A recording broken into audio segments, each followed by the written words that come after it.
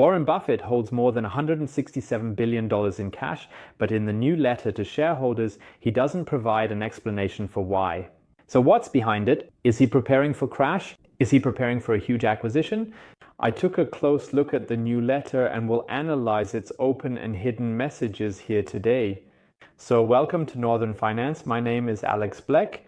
Just a few days ago, we made a video about Buffett's immense and ever-growing cash position, and now a few days ago, he also published his letter to shareholders for 2025, which is supposed to shed light on the situation, but really only does so in some places and offers a bit of advice to other investors.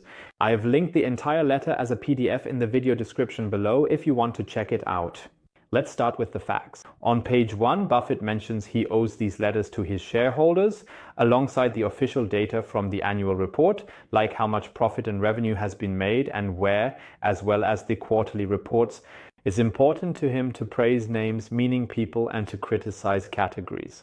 So he doesn't want to get too personal. Then he talks about the importance of mistakes and admitting them, noting that he used the term mistake 16 times between 2019 and 2023, while most large companies never do that. He mentions Amazon here as a good exception, which brutally and honestly analyzed its own mistakes in 2021.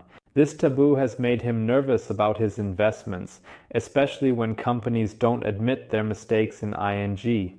And there's also an important message to his successor, to always be honest with the shareholders. Greg Abel will be the one. At 94 years old, Buffett won't be CEO of Berkshire for much longer, and Greg Abel will be replacing him. According to Buffett, he knows that if you deceive investors, you're also deceiving yourself, because eventually you start believing your own nonsense. A little later, Buffett addresses the fact that only a few companies have a simple and understandable business model, and even fewer have very good managers on top of that. Even when you sometimes make mistakes, they gradually fade away, while the winners or the right decisions truly flourish. In my opinion, this could also be one of the reasons why Buffett does not invest his money or leaves it in the 3- and 6-month US Treasury bonds.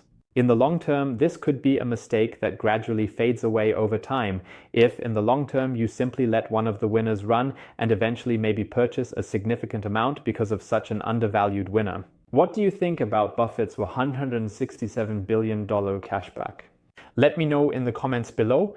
Buffett then goes on to say that it doesn't matter which university someone went to.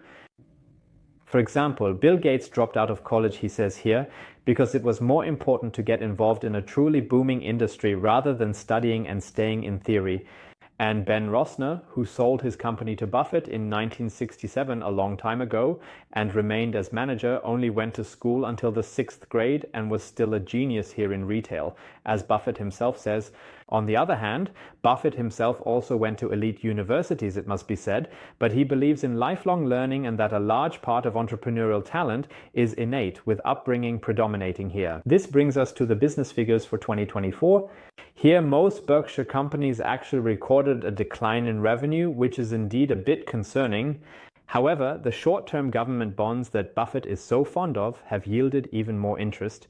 Last year, we had quite high interest rates, and today they stand at about 4.3%.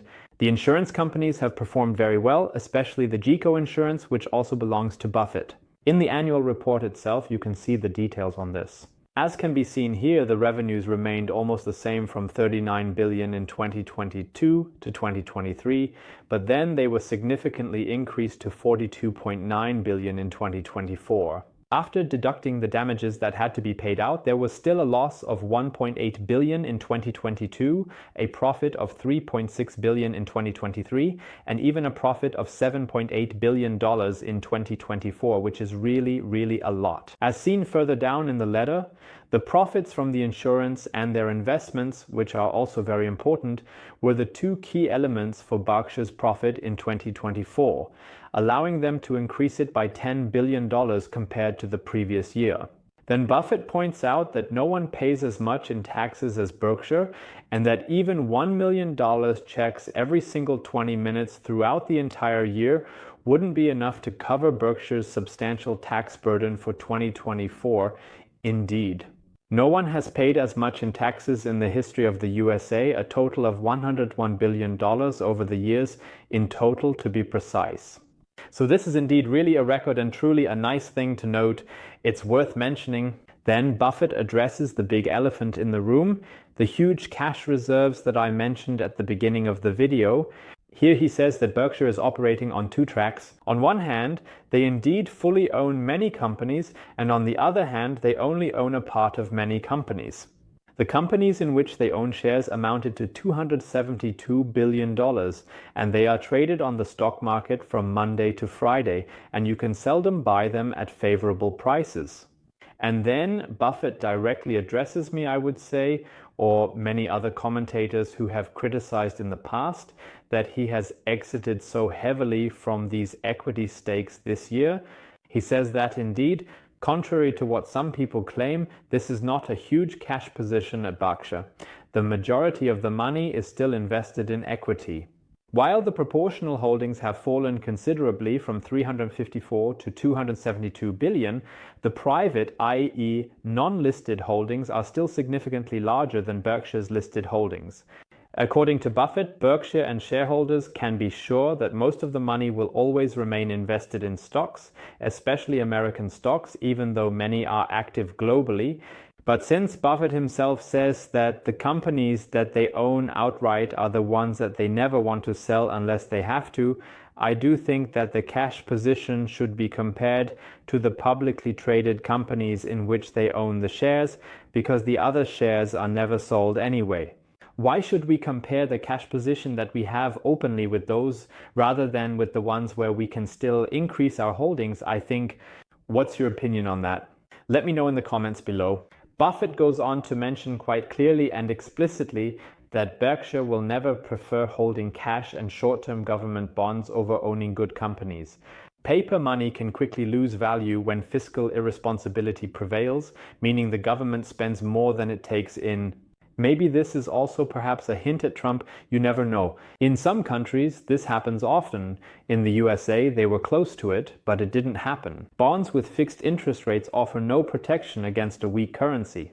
That's indeed a clear sign against further accumulation of even more cash on the balance sheet. I'm really very interested to see if Buffett will indeed end the big sales this year, or at least slow down the pace. That was pretty high last year. You can buy stocks and ETFs at Freedom24, which has extended their free stock promotion until April, where you can get up to $800 per share. You can see the median values of the bonus here when you invest. It doesn't really matter what you invest in. I like to use them often as I get better rates, 2 to 3 euros per purchase than in my savings plan.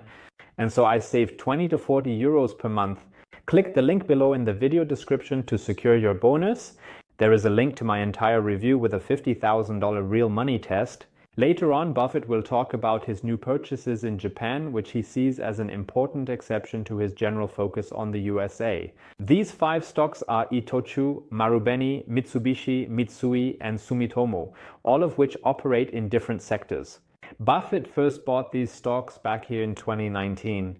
And he admires these companies more and more, and how they invest their money, he says, the managers behind them, and how they deal with investors. Buffett says he has agreed with them to increase his stake even further than he originally agreed to, and over time, his stakes in these Japanese companies will likely continue to rise. Currently, $13.8 billion is invested here, which is already worth $23.5 billion today. Let's draw a conclusion. Buffett says that he primarily invests in stocks, but when $167 billion is sitting in cash, that's not small change, especially in relation to the publicly traded companies, which I think should be compared to. There are other private companies in which Buffett has a full stake, but in my opinion, the comparison is flawed if you never sell them anyway. They are there, they stay there, function, not sold, so cash is less relevant. In my opinion, Buffett is indicating here that, as in last year's letter, he assumes that the shares are still far too expensive. We're already experiencing a correction in the markets, and I'm really curious to see if this represents a turning point, and if Buffett will finally start buying stocks again instead of continuously net selling them over the last 9 quarters. When Buffett says here on page 6 that often nothing seems attractive and it's very rare to be knee-deep in opportunities, and in the next sentence mentions that Greg Abel has indeed shown his strength in acting in exactly such moments, like Charlie Munger did, may he rest in peace, then I believe that Buffett has already handed over the decision to invest to Greg Abel, or at least makes it dependent on whether he buys something or not. Maybe Greg Abel is quite conservative and Buffett isn't as current. He goes on to say that publicly traded stocks offer the advantage of being able to exit immediately if you've made a mistake in your investing. Berkshire is bigger, but it prevents, says Buffett. So Greg Abel really has to think carefully about the purchases, and that's why, as we mentioned in our last video, you shouldn't invest like Buffett yourself. We also went into more detail about his recent sales from the S&P 500, Bank of America, and Citibank, such as ING. Click here and definitely subscribe to the channel if you don't want to miss my own portfolio update next week with 370,000 euros. So, I wish you a good return and see you next time.